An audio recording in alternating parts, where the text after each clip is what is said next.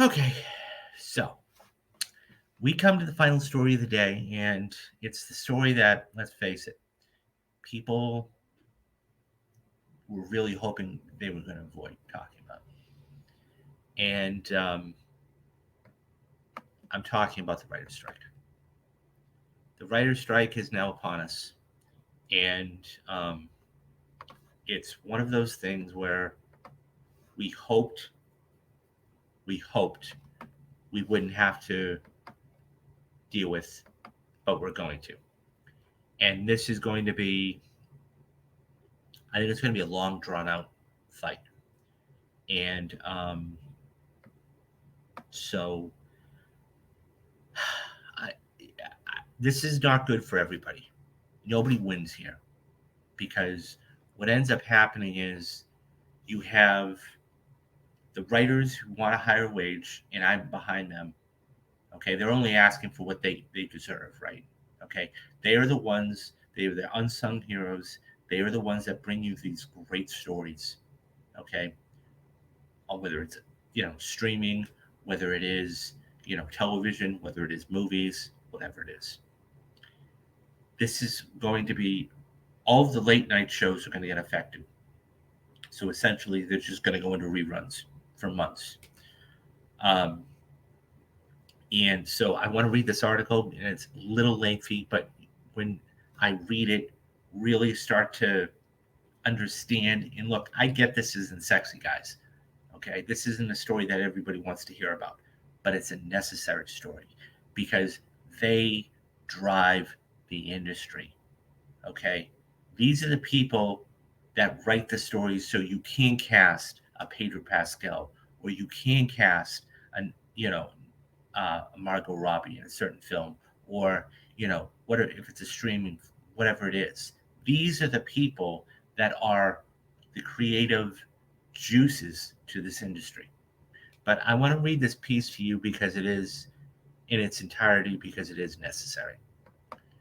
Um, and this is day one, by the way.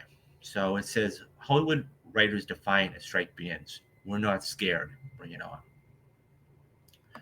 Top Hollywood writers took to social media to express defiant support for their first union walkout in 15 years and showed their feelings about studios being unwilling to meet their contract demands. The Writers Guild of America announced the work stoppage will begin Tuesday afternoon. Um, by the way, if you follow, so they're already picketing. They're in everywhere. As I'm doing the show today, they're already picketing. Um, the union also released a list of claim responses from the studios to their proposal, which helped fire up members. The Shield put FX on the map, wrote FX Snowfall's writer-producer Sal Coloros.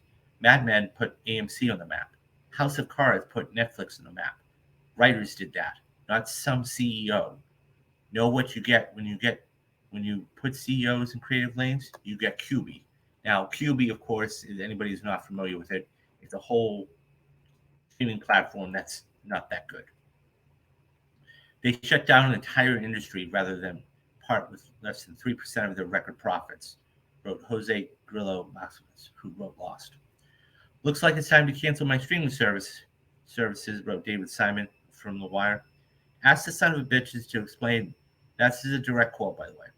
Ask the son of bitches to explain their reply to our proposal to have minimum staffing levels for set coverage and post production, where WGA is performed. Unpaid internships for young writers. Seriously, free work? That was the counter. And when a reader snarked that the Hollywood writing has gotten lousy, Simon shot back, "Eat a bag of stale, unsalted somethings, you smug little quib." According According to the WGA negotiating committee, the studios are pushing for a quote day rate for variety writers. Wrote comedian TV writer Sarah Schaefer. Truly horrifying. We won't survive something like that. Absolute nightmare. What we are asking for is more than reasonable. Stay strong, everyone. We are powerful as long as we stand together.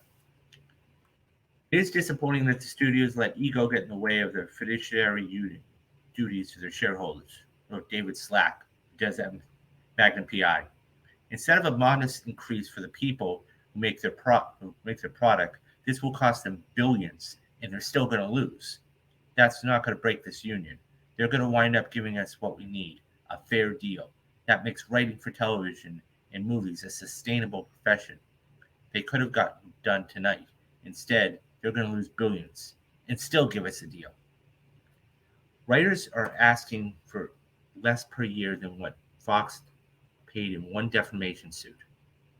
Now, said Sal Gentel, the writer for Late Night with Seth Meyers. So what he's referring to is, anybody who's not familiar, Fox Network just had to settle, or Fox News just had to settle a huge, huge defamation suit that cost them $787 million.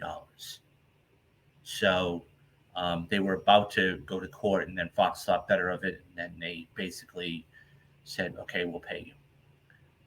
All we want is for writing to remain a sustainable career. The studios want to turn this into a gig economy where millionaires can exploit us at will to please shareholders. Studios are trying to undo decades of precedent about how television works and how writers get paid by keeping viewership a secret, so they don't have to pay us commensurately with the success of the content we write for them. The same people refusing to pay writers for the content they create for the billion-dollar companies, or even health or pension benefits, are making, in some cases, $50 million in 1 year. And I'm not talking about like Jeff Bezos. I mean the execs at effing Roku. This is scary, wrote Ashley Nicole Black, who writes for Full Frontal with Samantha Bee. But a future where we accept what companies are trying to do, low-paid, freelance writing gigs with no job security, is much scarier. You can't make good art that way, and writers generate too much profit for them to accept, so I'm on strike. I'm disappointed and disgusted by this number of our rejected our proposal. Refuses to count as I'm seeing the report on the negotiation, wrote Brian Cogman, Game of Thrones and Rings of Power. I naively hoped that we'd be closer on this, even if we did strike. This has been driven home on how important it is for all of us to stand our ground. Is it a more insulting response than proposal than what if, quote, what if every year we watch you make a PowerPoint of how we disagree, end quote, wrote Aaron Fullerton, who writes for Gossip Girl. About the WGA's claim that the studio rejected a proposal to relegate the use of AI to write or rewrite material. Do studio executives really want to play the, quote, whose job is going to be replaced by AI game anyway, end quote? Mike Royce, writer for One Day at a Time, added the studios are rejecting AI regulations. This is the same stuff they tried to pull 15 years ago when we asked for jurisdiction over the crazy futuristic thing that they said it was too soon to be called, what was called, quote, the internet. Not sure studios are digesting what's happening. If we tear apart the whole plane mid-flight, wrote Emily Andres, who wrote for Winona Earp. Let me give you a hint.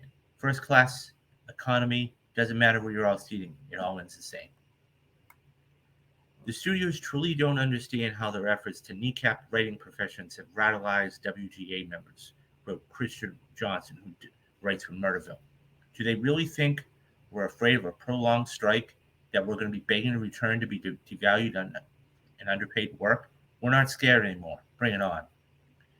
I like my job, Christy Shackford, last week for the Tonight wrote. I like doing it. I am so sad to strike. But what's sadder is an industry where writers are devalued, money curdles at the top, and creative worth is tied, not to their labor, company that owns the company's stock price.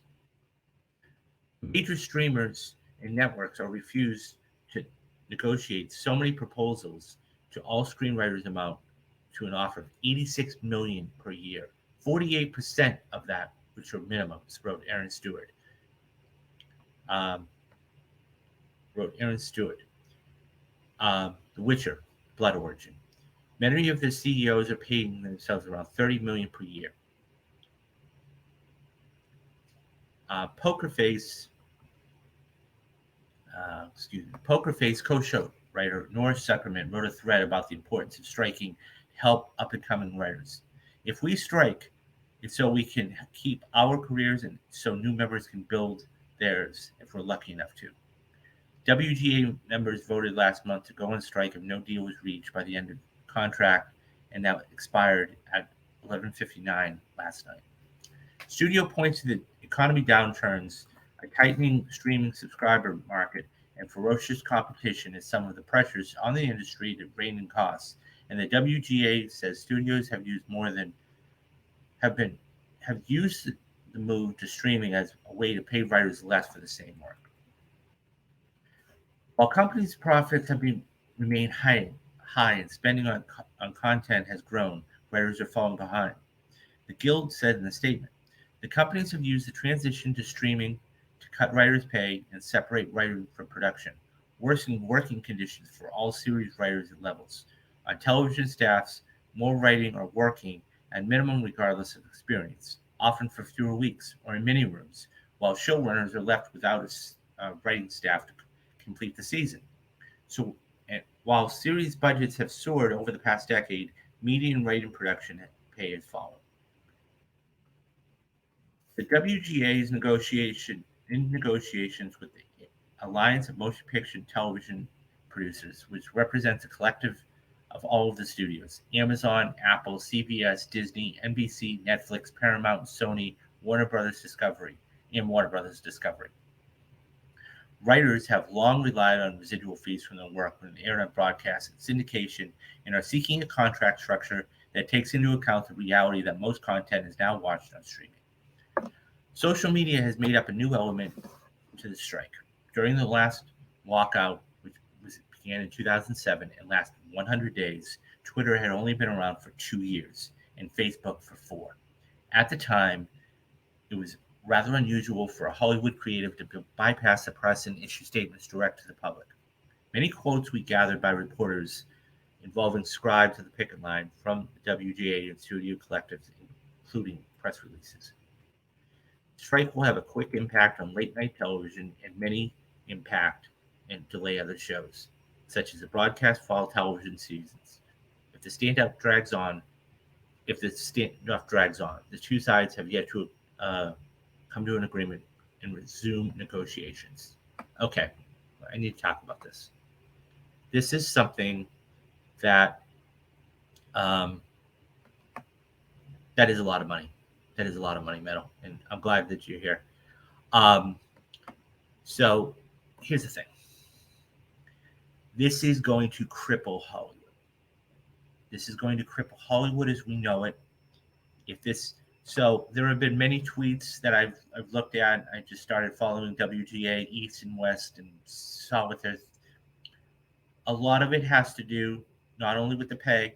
Okay, some of the other things too are AI. Okay, mini rooms, as was discussed in the piece.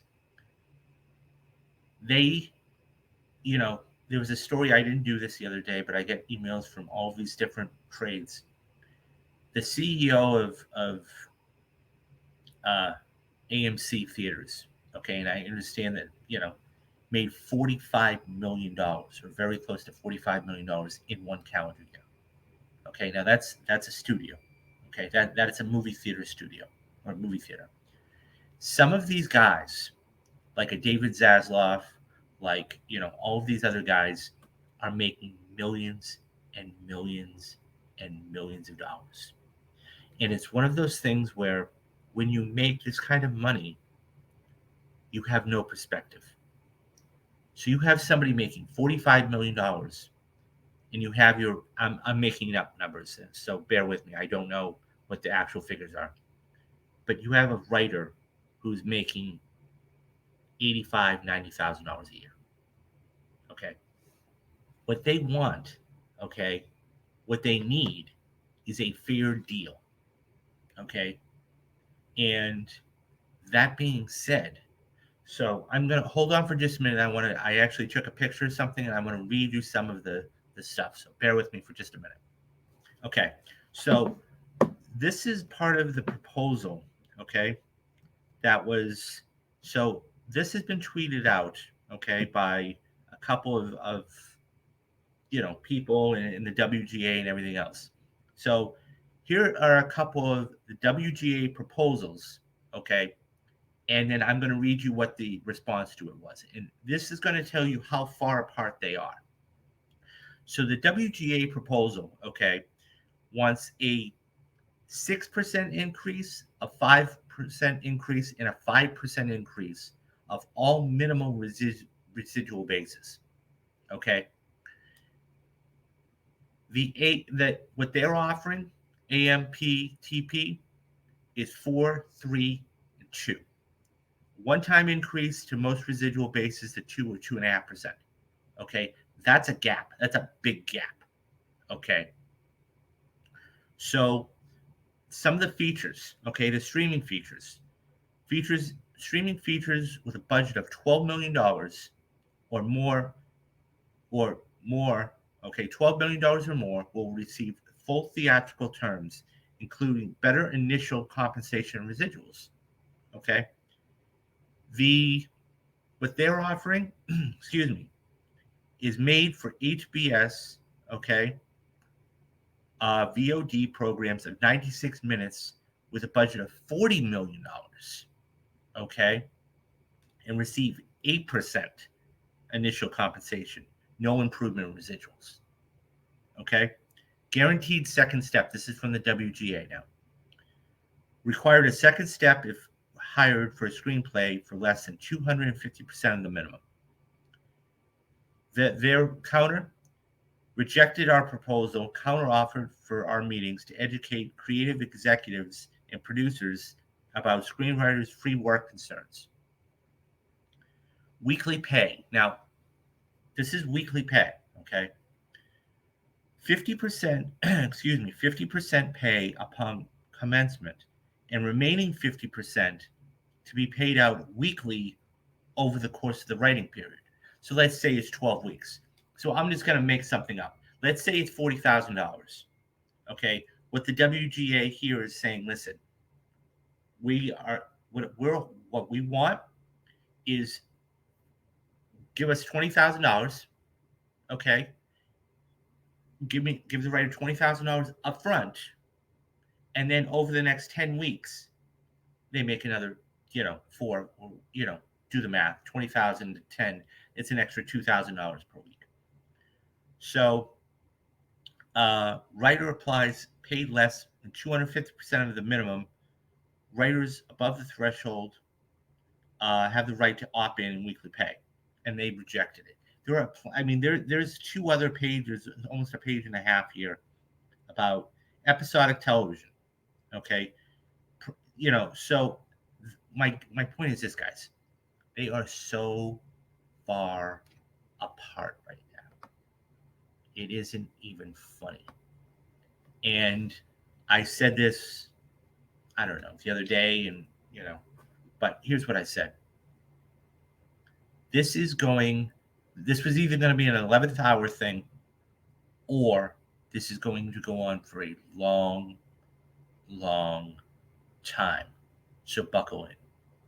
Because the last strike was, let's see if I remember. It was only a 3-month period. Okay. So the last strike lasted in 2007, was 100 days. It was 3 months. You got to remember back in 2007, okay, there was no social media. There was nothing. The economy was completely different.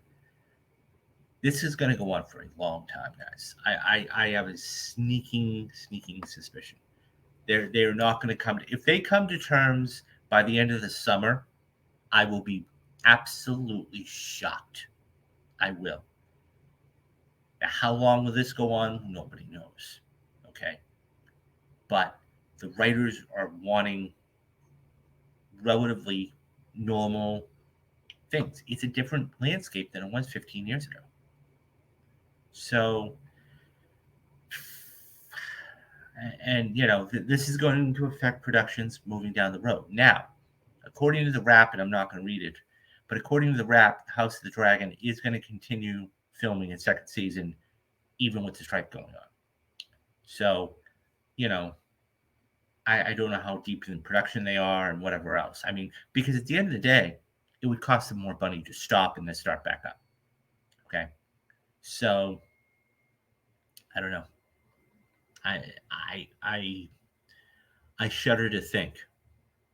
I shudder to think what could be. Because the thing is this, and I said this before, writers are the backbone of Hollywood. They're not the executives. The talent has some, but they are the backbone. Because without the stories, we don't get things in production, which means cast and crew can't do their job, and it means everything else. Um, I really hope it works out for them, for the WGA, and I hope it can come to a resolution very, very soon. So, what do you guys think about this? What do you guys think about the strike? How long do you think the strike is going to go on for? Let me know your thoughts down in the comments.